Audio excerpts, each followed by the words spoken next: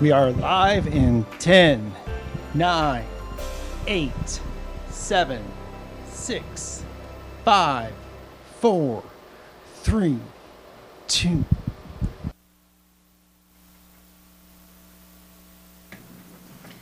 Good evening. This is the first public hearing for the 2015-2016 proposed millage rates and tentative budget. The meeting of July 30th, 2015 is now in session. Pam, roll call, please. Mr. Craig? Present. Mrs. Belford? Present. Mrs. Henderson? Here. Mrs. Nisi? Here. And Mr. Ziegler? Present. Michelle Irwin, Director of Community Relations, will lead us in the Pledge of Allegiance. Mrs. Irwin. Pledge allegiance to the flag of the United States of America and to the republic for which it stands, one nation, under God, indivisible, with liberty and justice for all. That moves us into the presentation for the 2015-16 budget. Madam Chairman and members of the board, Karen Strickland, Director of Budgeting, Cost Accounting, and FTE, will give a presentation on the proposed millage levy and tentative budget for 2015-2016. Good evening. Thank you. Tonight we have, Tonight we have two issues that we need to address, and that would be the proposed millage and the proposed budget. And this is a presentation outline of the information we'll be going over. The first thing I want to show you is the tax roll and the millage rates, and we'll go over the budget in a few minutes. This slide shows how the tax roll has changed over time. This year we once again have realized an increase in the tax roll. We're very grateful for that. For a number of years, as people who have been on the board will remember, we had double-digit declines. That was very harmful to both the operating and the capital project funds. Again, we're very pleased that we can once again report that we're going to have an increase. The next slide depicts the different lives, the different worlds that Joanne Clark is here to help me with any questions. And she's the Director of Accounting Services. And this slide depicts the two different worlds that we have to live in. I primarily do the operating fund, and I have to concentrate on the numbers, the tax roll that the legislature and the Florida Department of Education use. They designate that those are the numbers that I need to use. And Joanne, while the tax roll is updated a number of times, sometimes only twice, but sometimes more than that in a year, she can go ahead and use the actual tax roll to update her capital revenue. And those actual numbers are also what she reports in the CAFR. And Judy started introducing this slide last year because sometimes someone in the community will pick up a budget book and a CAFR and see that we have different numbers, and that's the reason why we live in two different worlds. The next slide shows what has happened to the tax roll over time. You can see that we had that giant spike where everything was wonderful and life was great, and then suddenly we fell into this big black hole. Well, we are finally, again, starting to recover from that. That's assisting the Capital Projects Fund recover some of the money that they have lost over time, and it's also helping the operating fund in that we have more local tax dollars to help the state support what they dictate we should have for education in this district for the year. The one thing I do want to point out about this slide, when Judy first presented this, I believe 2 years ago, it was projected that it would take us 9 years to get back to that 07-08 level of funding. And last year she was happy to report it was only going to take us 7 years, so we gained a year. And as you can see on this slide I'm presenting today, it looks like it's only going to take us 5 years. So we've once again gained a year. So at this rate, we'll hopefully be back sooner rather than later. Mrs. Nisi, you did have a question on this slide last year. I just wanted to point out that on the 16, 17, 17, 18 years, we are predicting a 5.5% increase. The next 2 years out, it's a 5% increase, and after that, it's a 4.5% increase. That's just important to let you know because that is still conservative based on the estimates that the state is doing, the ad valorem revenue estimating conferences that they do several times a year. So we are still being more conservative than they are. Okay, and just at what point did we shift from the 2 mills to the 1.75 to the 1.5? I do have that later. Okay. This next slide talks about the increases for the entire state. This slide was a lot more illuminating last year. If Judy was here, she may have removed it completely. Last year, we were actually the 4th highest district as far as a tax increase went. This year, we're 20th. So again, I don't think it's as shocking as it, or as informative as it might have been last year. Currently, we're 20th in the state at 6.19%. And again, those numbers are going to vary from what some of the slides showed because I'm living in the DOE FEFP world, not the actual millage compared to the actual millage. So, actual tax roll compared to the actual tax roll. So you can see that of the 67 districts, we had changes from a decrease of 4.84% all the way up to an increase of 16.5 being at Orange County. Last year, the largest county to have an increase was, the largest increase for a county to have was Miami-Dade at 16%. So again, that's informative. Excuse me, I'm not sure please. it's as informative as last year. Yes, sir.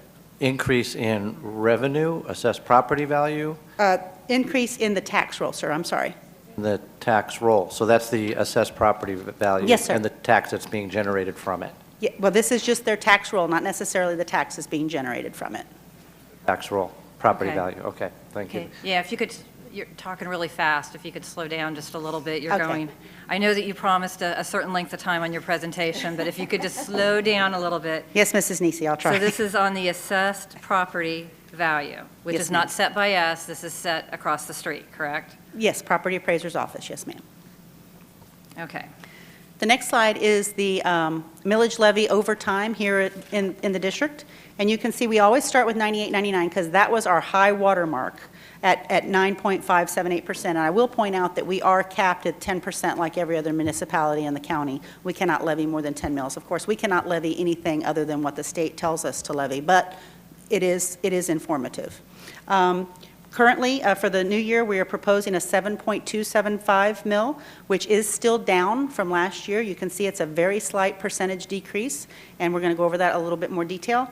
The very last box is informative as well. Since the high water mark of our millage levies, we have lost 2.303 mils, or 24%. And I have had someone ask me, why doesn't the district not just levy what they levied last year? They'd have more money. And I'd have to explain to them, we don't have the authority to do that. We can only levy what we are told to levy. Okay, there are 3 mills that we need to address this evening. The first one is the required local effort.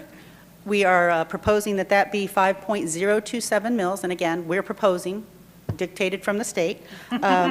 It's made up of 2 pieces. We have the... Can we reword that and say we're accepting the state's proposal? I don't think we have a choice, sir. So accepting the state proposal, I can't go that far. The first piece, the 5.024, is what is in the Florida Education Finance Program, FEFP, second calculation. That is what they want us to levy here locally. And then there is also a small piece, a .003 mils, that is the prior period funding adjustment. And that actually is because the state relied on us to generate a certain amount of local property revenue to support our education program last year, and we didn't quite make it. So they're asking that we levy a tiny little piece on top of what they're telling us. So it's still another dictation, but it's in addition to. So our required local effort is the 2 added together, so it's the 5.027. The next slide is our discretionary millage is at .748, and Mrs. Nisi, here's we're starting to address the questions you had. This has changed over time. It's been .748 for quite a while now. They call it discretionary, but again, if we don't levy that, then we don't participate in all of the compression that is available to us. That number has grown over time. Actually, compression is bringing us up to the level of the state average as far as what our tax roll can generate. If we can't get to the state average, then the state will help us out. The state is giving us $103.12 per FTE for the new year to get us to that state average, and that is $7.5 million, which that's good. That's the first time I've seen it over $7 million, I believe. I believe this past year we were just under 7. We've always been right around 6, so this was a nice surprise. And also that 7.48, without the compression, we're still levying it against the tax roll. That's generating almost $24 million all by itself, which again, that's normal, customary. It's not new money. It's just the way things work every year. The capital millage, I'm going to talk a little bit more about that quarter mil now. Back in 2008-9, the state legislature didn't have a lot of money, So they said, okay, we're going to move $250,000 out of capital into the operating fund. And they did that through the FEFP document. They raised our millage over there on the FEFP side to reflect that. So they moved money from capital to operating. That's how they made the budget for that year, because unfortunately they didn't have enough money to cover education that year and all the rest of the things that their budget has to cover.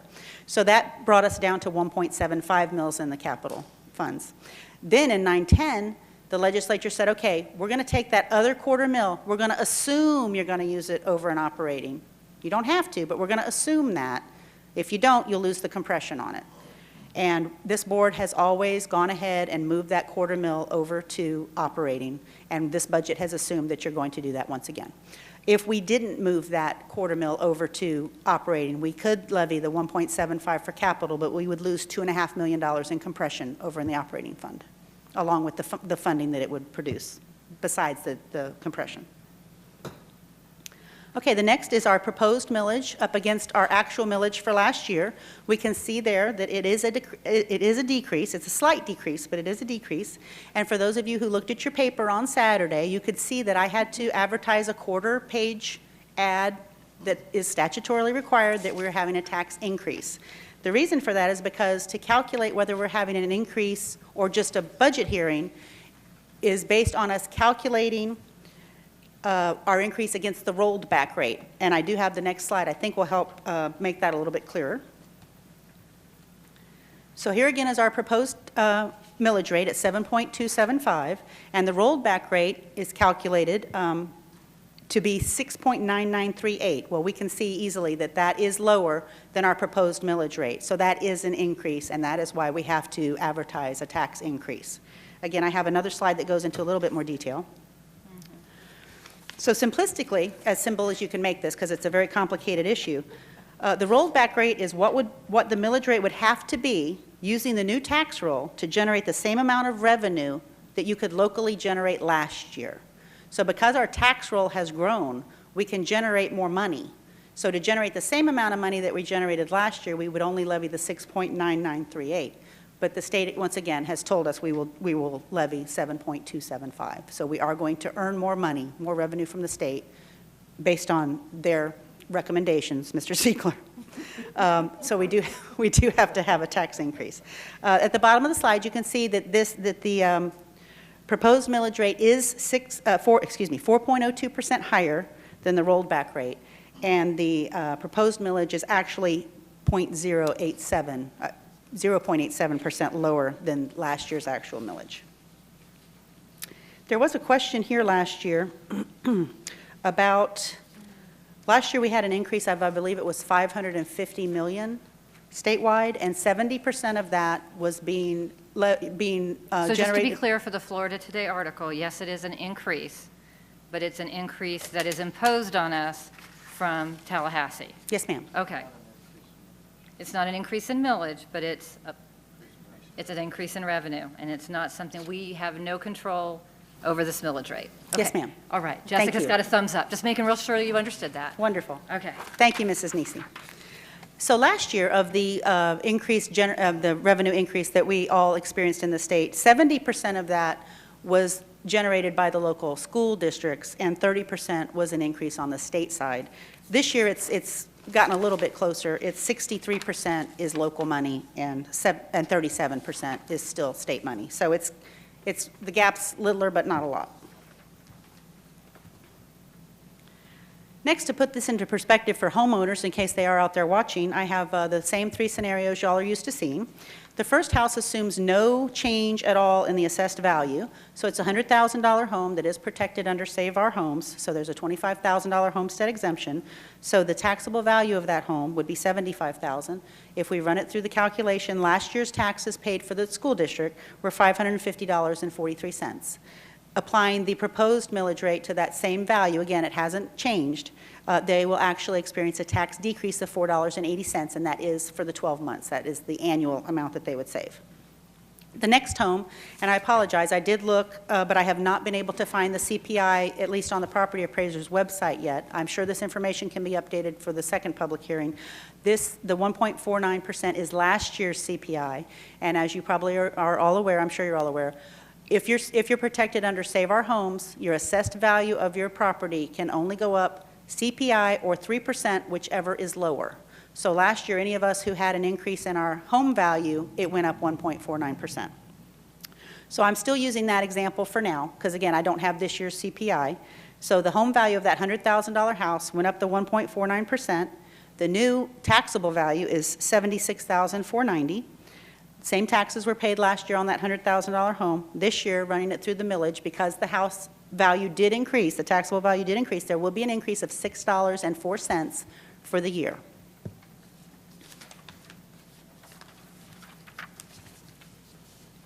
The next slide, as far-fetched as this may seem, we did see this last year, and if I don't see it this year, we'll certainly take it off. But we did have at least one of the houses that I track. I track about 20 or 30 district-wide from one end of the county to the other to try to get a good demographic of what's going on out there. We did have a home go up $10,000 in its assessed value. So I just assumed that again for this year. The taxable value of the home would be $85,000. Again, last year's taxes on a $100,000 home remain the same. If we run it through the proposed millage this year, you're going to have a $618.38 tax bill, or an increase of $67.95. Again, spread over the whole year. I think Judy just started using this slide last year. Again, it's kind of sort of depicting, the changes in that millage and what you can generate. So last year, with the 7.339 mills and the tax roll of $31 billion, we could generate $220 million. This year, with the 7.275 mills, but with the tax roll growing at $33.2 billion, we can now generate $232 million.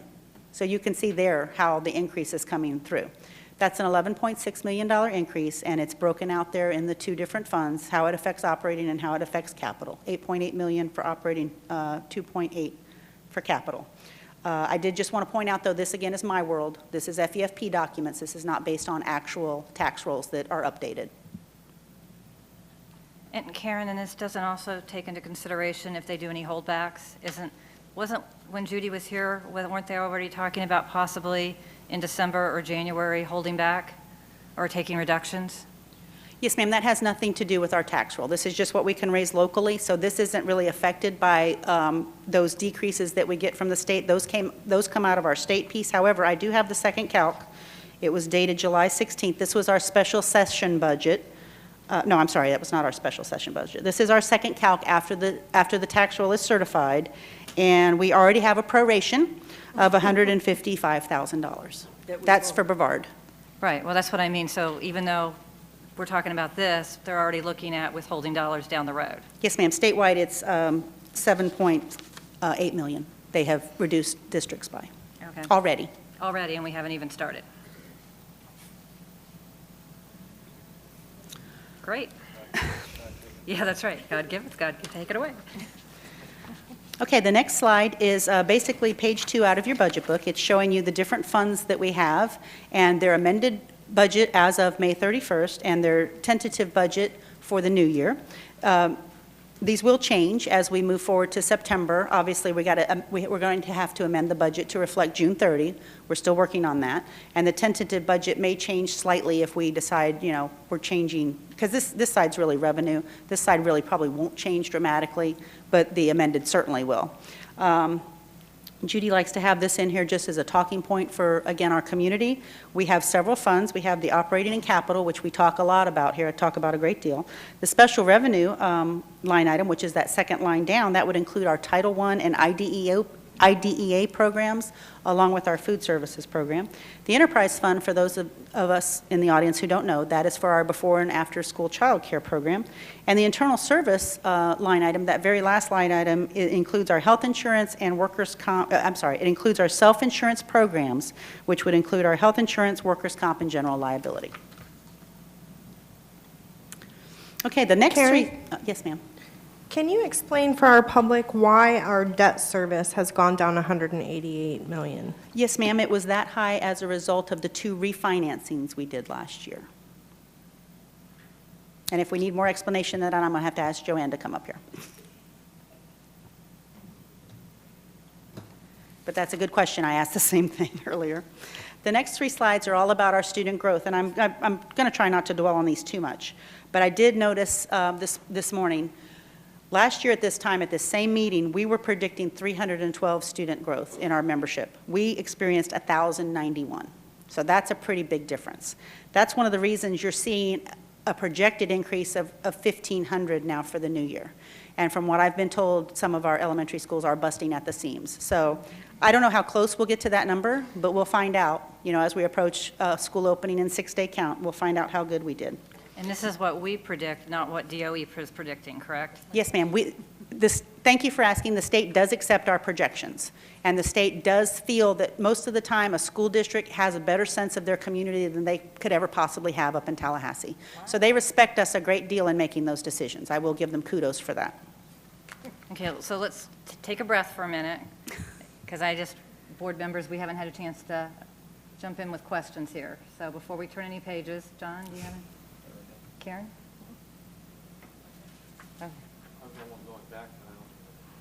Okay. I wanted you to have a chance to catch your breath. Thank you. Sorry, the 10-minute rule's over, guys, in the back, so, okay, going ahead. Thank you, Mrs. Nisi.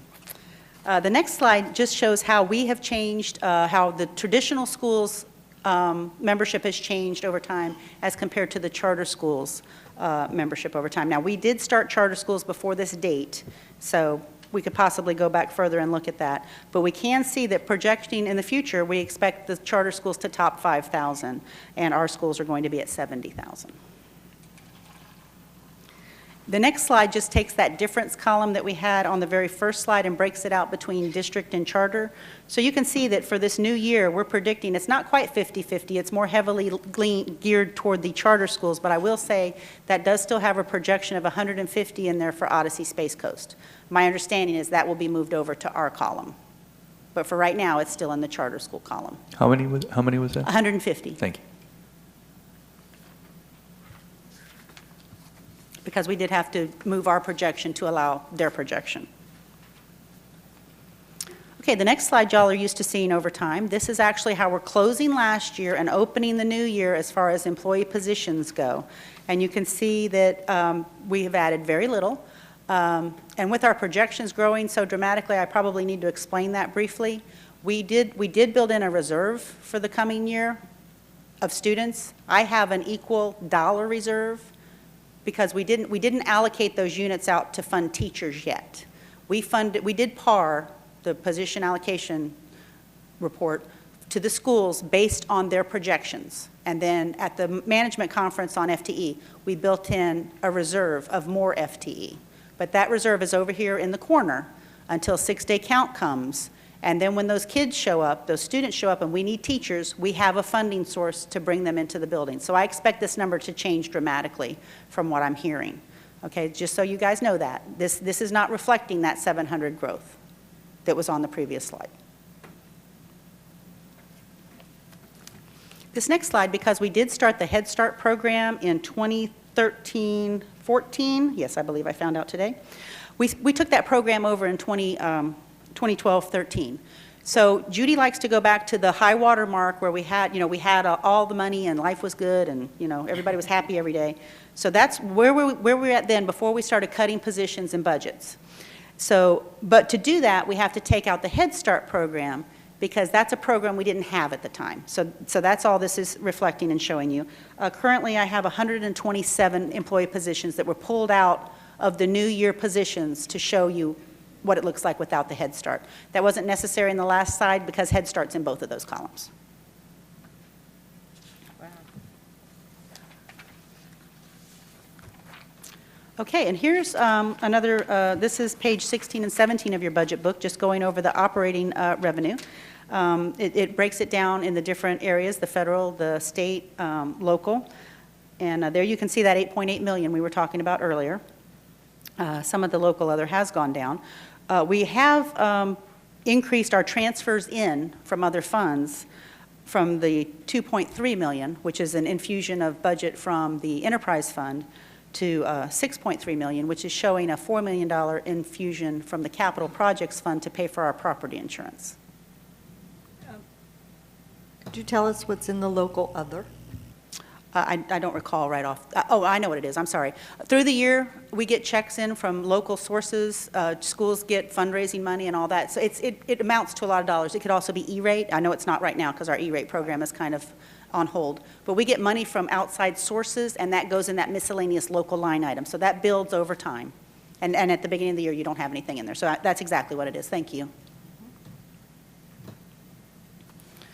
Okay, the next slide shows you how the BSA, base student allocation, and the DCD, district cost differential, has changed over time.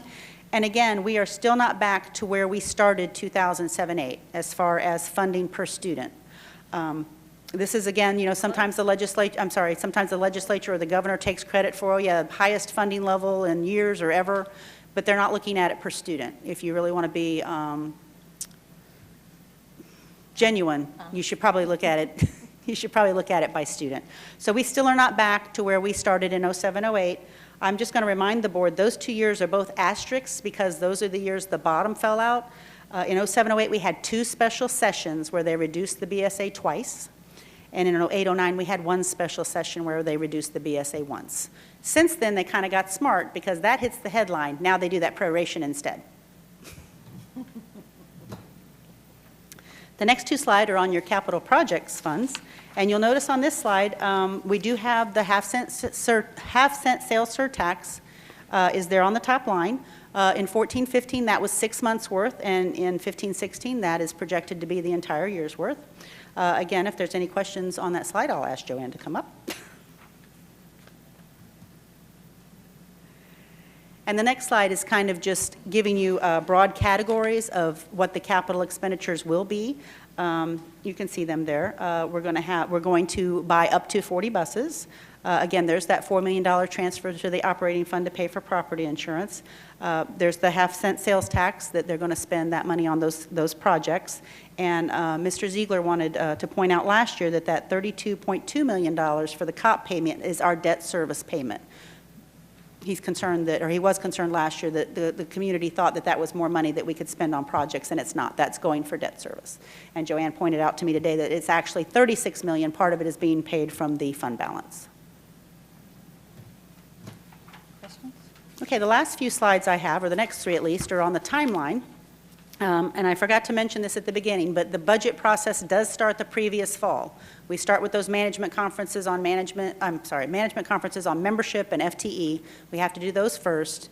Then we submit our projections to the state. We actually did that this year on July 9th. During the winter and spring timeline, the board discussed the proposed list of items to fund. We had our 4 community meetings. And then actually, this was a surprise, on April 10th, we were allowed to resubmit FTE projections. And that's never happened since I've been in the office. But the state noticed something strange. Again, those people that respect us, they noticed something strange was going on. And they said, if you want to take another look at your projections, please go ahead. So we did increase our reserve at that time. So we actually did submit revised projections for our students on April 10th. May 1st, I've got a note here. That's typically when the legislative session ends and we would have a budget. We had no budget this year, as y'all recall. June 19th, the special session did end, and we did have a budget, and we had to respond as quickly as possible to that to turn around that information and have a budget workshop for you on the 23rd. As I stated earlier, the newspaper advertisement ran on July 25th, and we're here tonight for the first public hearing. Later tonight, we will be sending the millage, the proposed millage, and the rolled back rate to both the property appraiser and the tax collector's office. They need that information from us to go ahead and do the tax notices that will be going out about the 3rd week in August. The phone calls will probably start then. Again, if there was no change, they're going to see a decrease. And if they're, again, I don't know what the CPI is going to be, so I really need to say that before I talk too much more about what might or might not happen on those tax bills. Oh, sorry. And then, of course, we'll be back here on September 3rd for our second public hearing, where we will adopt the final millage and budget. And after doing so, there are several packets I have to send to Department of Education, Department of Revenue, along with notification to the property appraiser and the tax collector office about our proposed millage rates. Again, the formatting of the book, the adopted is from our last September public hearing, where we adopted the budget last year. The amended is as of the end of May. As I mentioned, we're going to have to amend that to be the end of June. And the proposed tentative budget is what you see in the, it's what we're presenting tonight. That's tonight's information. Percentage columns have been included. I think this is probably year 3 to try to help you point out what ones are big. You know, you might have a big dollar, but it's a small percent. And you might have a small dollar and it's a huge percent. So that helps you locate those. And again, just for the public's information, budget books are available in our public libraries all the way back to, 6869. And we did start using new salary codes, and I think that was 3 years ago. And there, you can see those on page 19 of your budget book, where we delineate teacher salary, administrative salary, hourly salary, all by the different things that we pay through the year, such as school rec bonuses, terminal pay, regular work, overtime, so that we segmented that out. It's a lot longer now, but it should be hopefully more information for you. This is the things that we'll be updating before the final public hearing. We're going to run automated labor again. We've run it twice so far. We'll be going for the third, because every time we run it, more people are slotifying. Our labor run actually budgets each individual person individually. So as HR is able to get people into their positions, the labor run gets more solid. It's kind of like, you know, investing in something over time. The closer, the more close the number is, the closer the number is, the more accurate it is, the farther out it is, the more nebulous it is. So we keep running labor to get it as close to actual as we can. We'll also have our year-end budgets and expenditures. Those will be presented in your September book, along with all of the actual ending fund balances for last year. Those are not presented tonight. Again, Judy wanted to mention that there are ARA pages still in the budget book. We probably will still have them next year, because the only ARA money we have left is Race to the Top, and we are desperately trying to get that closed out now. We are doing the final expenditure transfers to make sure we don't send any money back to the state on that one. And here is our contact information. Judy Preston, the Associate Superintendent of Financial Services. I'm Karen Strickland, Joanne Clark, and that's our contact information should anyone care to reach us. And I'd like to take any questions. Would you really? Sure. Questions? Andy? Going back to page 10 to the quarter mill, Oh, sorry, sir, hold on, I closed it accidentally. Go ahead, I'll get there. I just wanted to clarify, because I'm not sure the way this is worded that I understand or agree. There was a quarter mill, critical needs quarter mill, that was optional, that we had a vote on in order to decide whether we were going to levy it, whether it was going to go to capital, or whether it was going to go to operating. Yes, sir. Which we did. And that was also, if it went, like you said, if it went to operating, it was subject to compression. Then they were going to remove the compression, and Dr. Bingley went up and made his case, and we preserved the compression, which was good. But I thought that quarter mill went away, or is that right? But then there's the quarter mill that this is referring to is actually the quarter mill embedded in the local discretionary. That's it's not the critical needs quarter mill, because where it says optional, that would lead you to think the optional critical needs. Because this is not optional. This is in the local discretionary. No, sir, you're absolutely correct. This is not that critical needs quarter mill, and in fact, we were discussing that earlier today. We had that for 2 years. I believe it was 2 years. Or maybe the board had the authority to levy it for 2 years, and then we took it to the voters, and we still had authority to levy it for 2 more years. But that was the critical needs, and you could either raise it for operating or capital. We chose to put it into operating. That authority went away. We can no longer do that. And that's kind of sort of how we ended up with the sales tax. But no, sir, that is not any of these quarter mills. Okay, thank you. Just wanted to clarify. Quarter mill here. Misty? Okay, I have quite a few questions. We might Want me have to to turn this call. on? Sure. Call Joanne up for some. Whoops, it went off again. Okay. Yeah, just let me put it on and leave it on. Don't touch. Are we good? We're good. Okay. On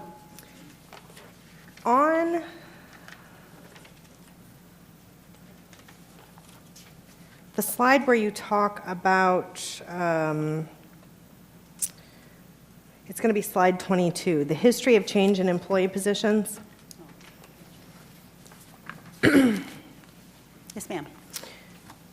We have my first question is, what do we classify as instructional support?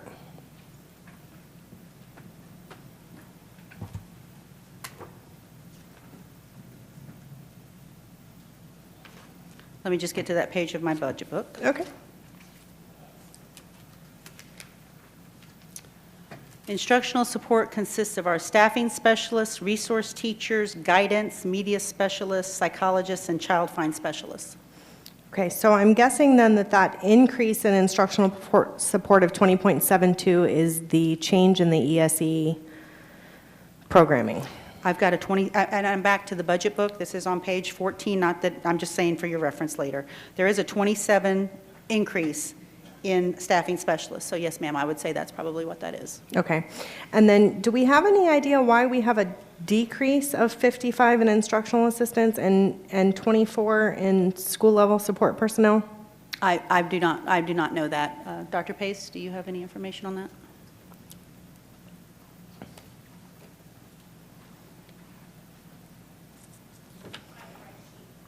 Okay.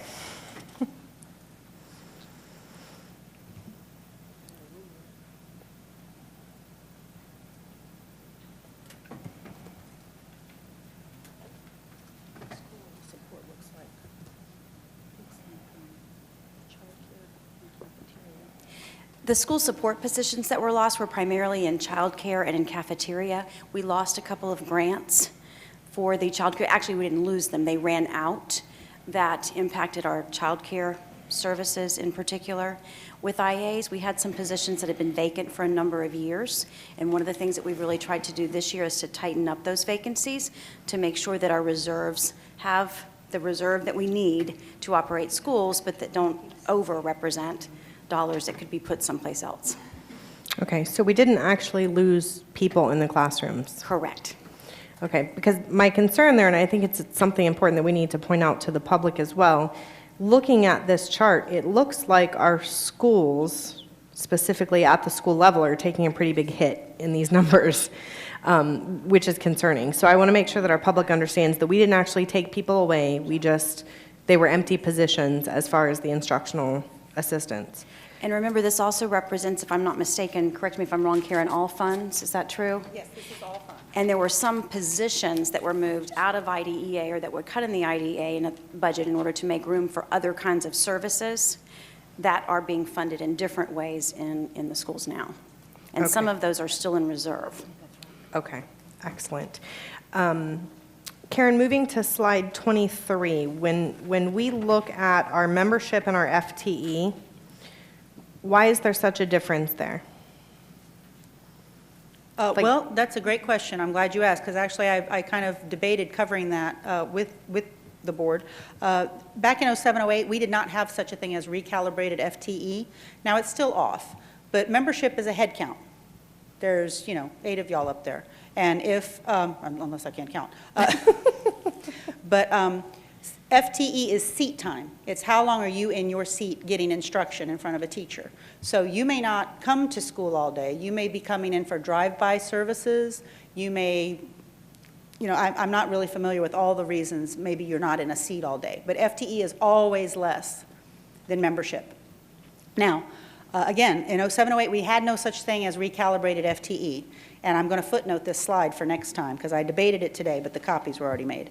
The 67,501 is actually a recalibrated number, and that was our projections to the state. And let me just get to my slide, because I do have some numbers on it.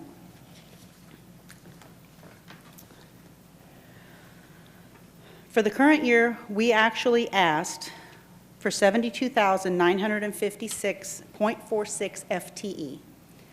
That goes through the state software for projections up there and gets recalibrated for us, and it got returned as a 72,405.21. Now, that's still not tying to that number you have there, because this number doesn't include charter schools. Okay, so then we have to take them off. But again, that is what's happening now to our FTE. It's being recalibrated by the state so that each student only earns 1 FTE. Back in the past, when the legislature first introduced Florida Virtual School, and I was at a finance council, I was at a finance conference, meeting, I'll let you know that, and they had a Florida virtual school presentation, and they said, oh yeah, walk hand in hand, sing Kumbaya, you're both going to get your funding. And for a long time, we did. We got our full funding, and the Florida Virtual School, I believe, got a 0.16 for each student that they taught. And the legislature was paying twice for the same student. Well, they only did that for about 3 years. And after that, they went, no more. We're capping you at 1 FTE. So that happened 2 years ago. We're living with this. I believe we're moving into year 3. And I just had some other numbers. The first year that we had to deal with recalibrated FTE, the state actually reduced us 917 FTE. The next year, we were reduced by 600 FTE. And again, this current year, we're only being reduced by about 550. So we are closing in on that number. And I want to give Curriculum and Instruction and Heather Price the credit for that, because they're trying to capture those virtual students here and keep them in Brevard and not let them go to Florida Virtual. And Mrs. Henderson can speak to that herself. Does that answer your question, I hope? It does, Okay, yes. On that same slide, I have an additional question, and it kind of ties back to what I asked previously, and that is, looking again at this, we see a significant decrease in classroom teachers, we see a significant decrease in school-level support, and we see a decrease in instructional assistants. As a layperson looking at this, it looks like we're really hitting our schools hard. Well, I will just speak to that first number very quickly, and then I'll let Dr. Pace add what she needs to. But keep in mind, we moved to teaching 6 of 7, and we were able to recoup, I think, about 199 teachers just from that. Over 12 million. Oh, yeah, and $12 million. Yes. Ma'am. Which screen are you looking at? She's on slide 23. And that is comparing it to 2007-8. Right. So, I mean, it's not last year's. Well, and some of these questions I'm asking because they're questions that I think our public's looking at it going, they're really sticking it to us at the schools, so I just... Can I go back to something on virtual? Are you done with your questions, though? I have just a couple more.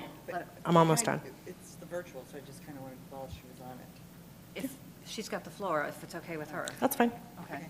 On the virtual, we're still, sometimes we have students who take virtual, but we don't have it in Brevard, and they take a Florida virtual class, Yes, ma'am. and we don't get paid for that, even though they're in our school using our computers. Is that I correct? believe that's an accurate statement. Okay, I just want to make clear that even though they're in our school, using our facilities and everything else, we're not getting paid for that one period that they might be taking some other person's class. And that's why we're trying to beef up our virtual school so that we can capture them back and keep our FTE. Thank you. Well, and since I got to go, remember, Dr. Blackburn, you asked me when one of our meetings, what's the one thing, if you asked me, caught me off guard one day and said, what's the one thing we're doing right in this program that we don't need to fix? And what was the one program that I said? And it was Heather Price and our virtual school program that it really rocks. And I just want to say exactly what they said too. We do a fantastic job here. So just want to do a shout out for that. So sorry, Misty, back to you. No problem. Moving to slide 27. We have food services maintenance listed there under capital project expenditures. And we had often heard that food services is a separate budget. So is that completely separate and supported by food services, or is that part of our capital budget? I'll see if I can answer the question. That is actually a transfer of funds in from the food services fund to support capital in making their repairs. Okay. And then on the half-cent surtax line, could we just add projects on there? Because looking at it, it looks like we are claiming that our half-cent surtax is costing us $33 million because it's listed as an expenditure. So I don't want people to think that we're double counting money or doing anything funky with the figures. If it's just listed as half-cent surtax, it seems like, especially because it's an expenditure chart. But if we just put the projects on there, I think that will clarify some for them. Yes, ma'am. And I think that was the last of my questions. Okay. Thank you, Ms. Belford. Who was next? John? Okay. Do you want this on? Okay. Hi, just a couple of quick questions. Yes, sir. The federal lands monies, Yes, sir. where are those? Where are they incorporated, and how are they being flushed into the budget? Well, if I can get the dot cam working.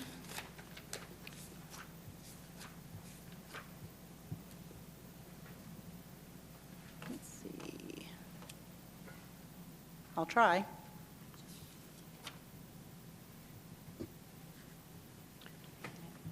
I'm not sure if, okay, is that on? That's not on. Okay. What am I doing on? Maybe it is on. I'm sorry, it is on.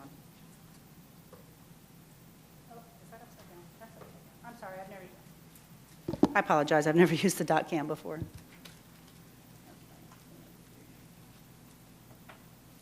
This is going to be really hard to read. There is a line item on there. I'm going to see if I can find it because I can't see from this far. What page is that? Page is that in the budget book? This is on page 16, 16. and there is a line item, federally connected student supplement. And you can see it's for $2.6 million. It's about middle of that page.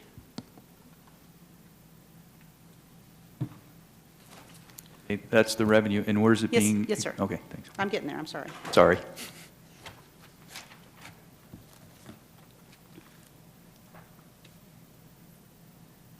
So actually, if you turn over to page 22, this is where I list our reserves. And it's about 3/4 of the way down that page. I actually have it split into two buckets. I have federally impacted student allocation for 579, oh, I'm sorry, here, let me pull that over. I've actually already got it bracketed. Yes, the 579,621, that is the student piece. And then I have the other piece labeled federally impacted exempt property at $2,014,995. So both of those items are still reserved, sir. They have not been allocated to anything. Okay, that's kind of what I was wondering. And is there, and I'll ask Dr. Blackburn, you know, this was I'm sure you're familiar with where this came from, and you know, this was kind of a Brevard-led push for this money, and that's great.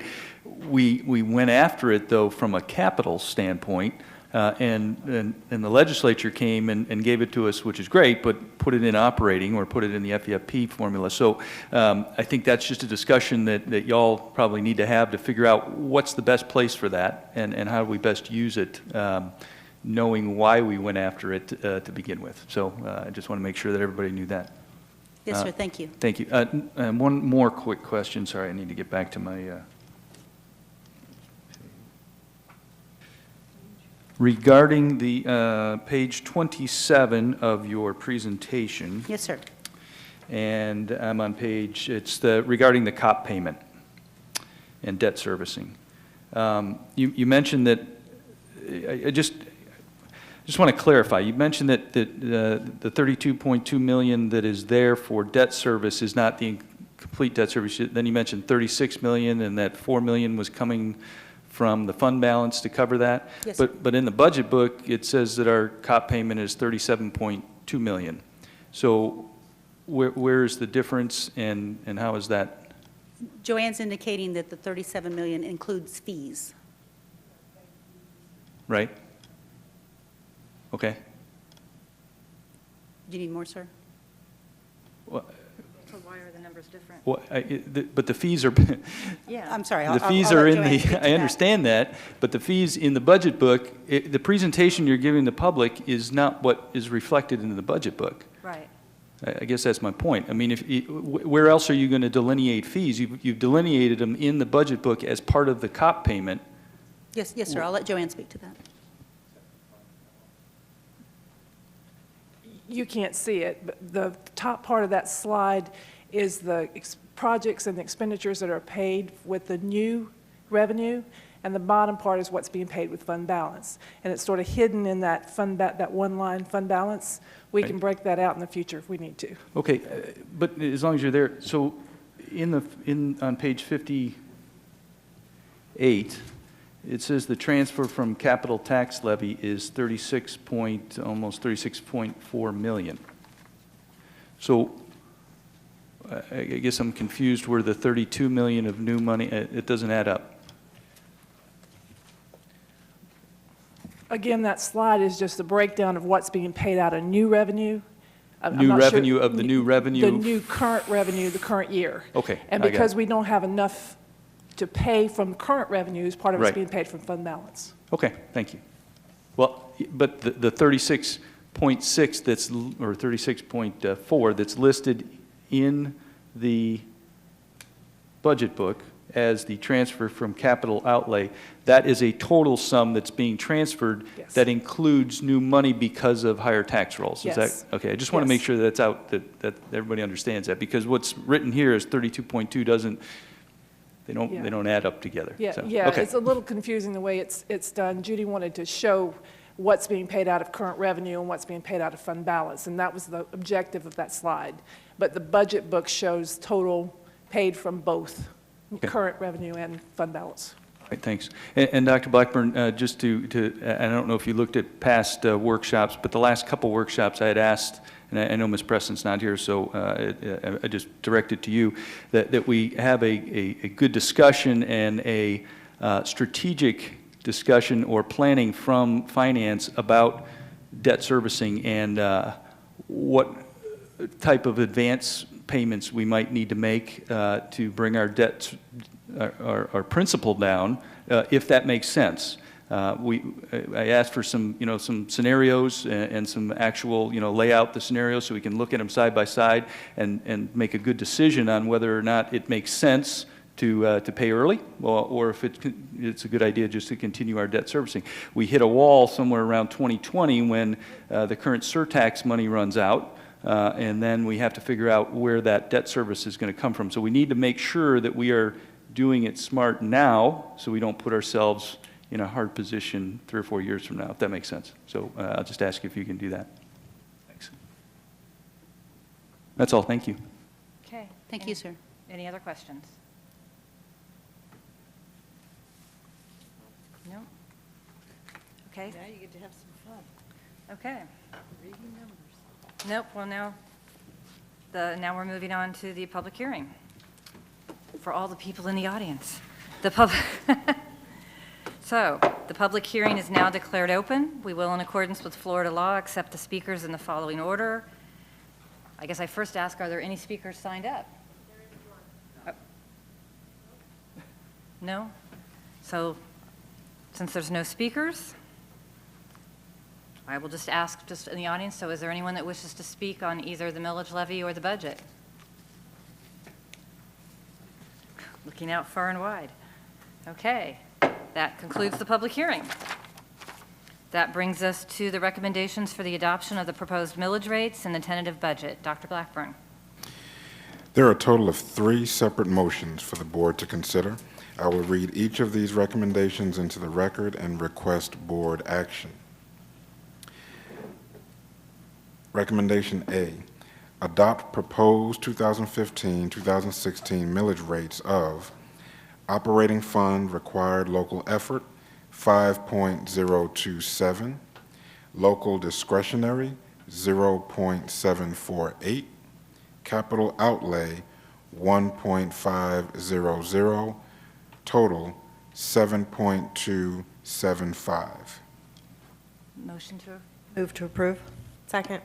motion was made to approve by Mrs. Henderson, seconded by Mrs. Belford. Any discussion? Please vote.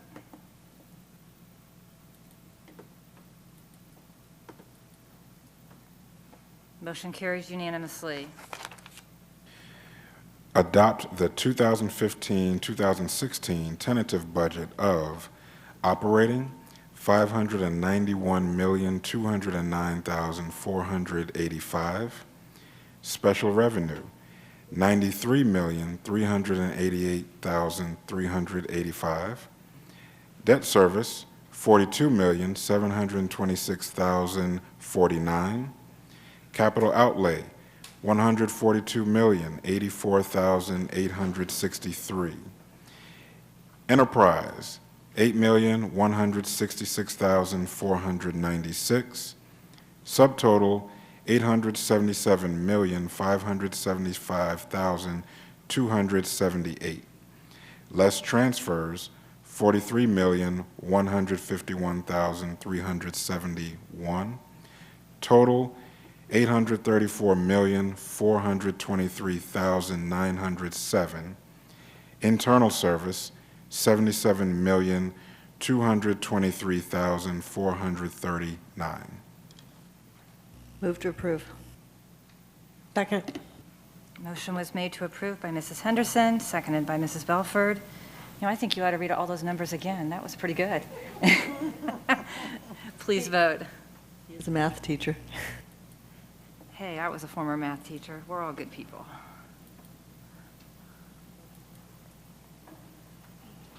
Motion carries unanimously.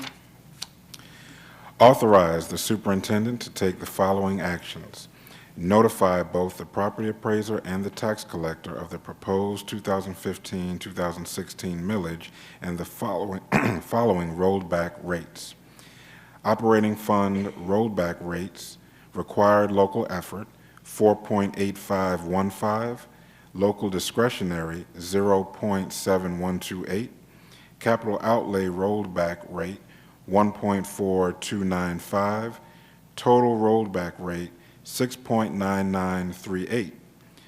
Notify both the property appraiser and the tax collector of the final public hearing on September 3, 2015 at 5:30 p.m.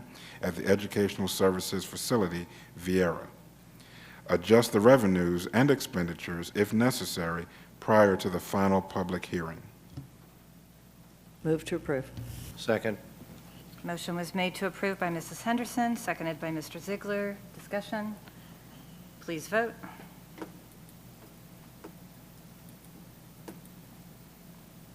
Motion carries unanimously. The proposed 2015-16 millage rate necessary to fund the tentative budget exceeds the rolled back rate by 4.02%. That concludes the public hearing of this meeting. We are now adjourned.